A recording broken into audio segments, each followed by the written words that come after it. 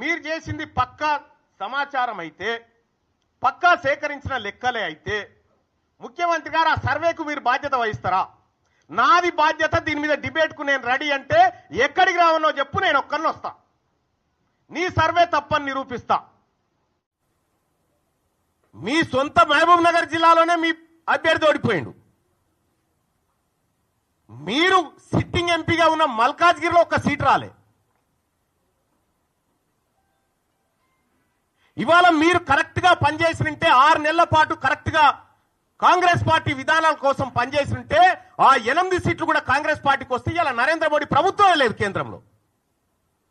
పరోక్షంగా మీరు సహకరించుకుంటా ఇవాళ కాంగ్రెస్ పార్టీని ఖతం చేసేటువంటి ఉద్దేశంతో మీరు ముందుకు పోతా ఉన్నారు. మీరు పొండి, మీ విధానాలు కూడా అర్థమవుతా ఉన్నాయి. నిన్నగాక మొన్న కాంగ్రెస్ పార్టీ ఎమ్మెల్సీ అభ్యర్థి నరేందర్ రెడ్డి గారు ఆయన ఎన్నికల ప్రచారానికి పోయి ఈయన గెలిచినా గెలవకపోయినా ఒకటే అని చెప్పి,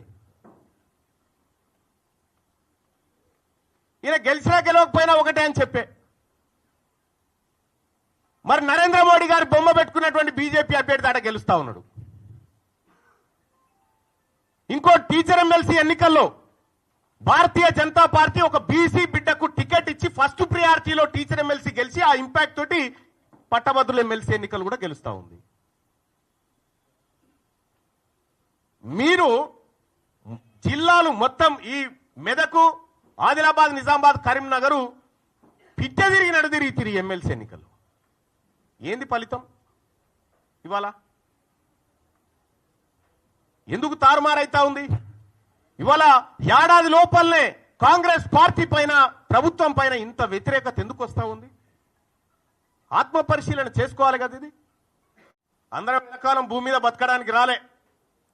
ఇవాళ మనం ఒక పని చేస్తే తరతరాలు గుర్తుండాలి.